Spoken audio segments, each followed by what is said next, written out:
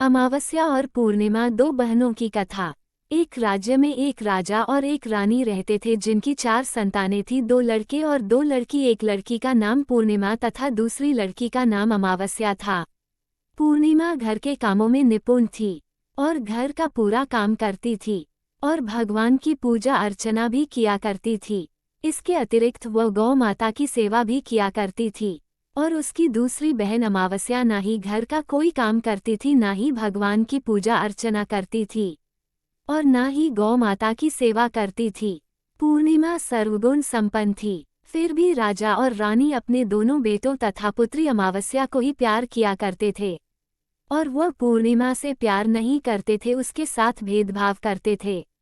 राजा के चारों पुत्र और पुत्री धीरे धीरे बड़े हो रहे थे। जब वे बड़े हो गए, राजा ने अपने दोनों पुत्रों का विवाह योग्य कन्याओं के साथ करा दिया।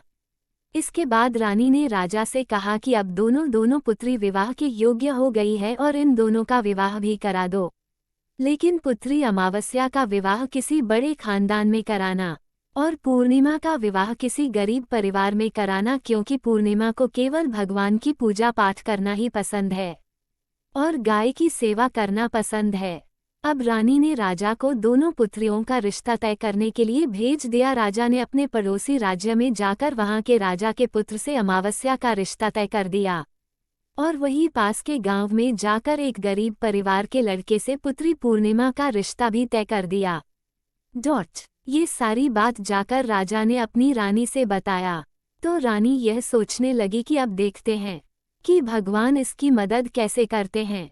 ये बहुत ही पूजा पाठ करती है और भगवान में मगन रहती है। पूर्णिमा का भाई और उसकी भाभी पूर्णिमा से बहुत प्यार करते हैं, क्योंकि पूर्णिमा उनके घर के कामों में उनका साथ देती है और कामों में उनका हाथ बताती है और यही उनकी दूसरी बहन अमावस्या उन पर अपना रोक जमाती है और घर का कोई कार्य नहीं करती। कुछ समय बीत जाने के बाद दोनों पुत्रियों का विवाह हो जाता है। राजा और रानी की विवाह के बाद अपनी दोनों पुत्रियों को विदाई देते हैं। विदाई देते समय राजा और रानी पुत्री अमावस्या को बहुत सारा धन और दौलत देकर विदा करते हैं और पूर्णिमा को भी कुछ भी नहीं देते, खाली हाथ अपने घर से विदा करते हैं। इसके बाद दोनों बहनें अपने अपने ससुराल को चली जाती है। कुछ दिन बीत जाते हैं और एक दिन अमावस्या अपने घर पर शिव जी की कथा रखती है, जिसमें वह सभी गांव वाले को निमंत्रण देती है और अपनी बहन पूर्णिमा को नहीं बुलाती। जब गांव की सभी औरतें अमावस्या के यहाँ जाती है तो यहाँ सब दृश्य पूर्णिमा अपने घर के दरवाजे के बाहर बैठकर देख रही होती है।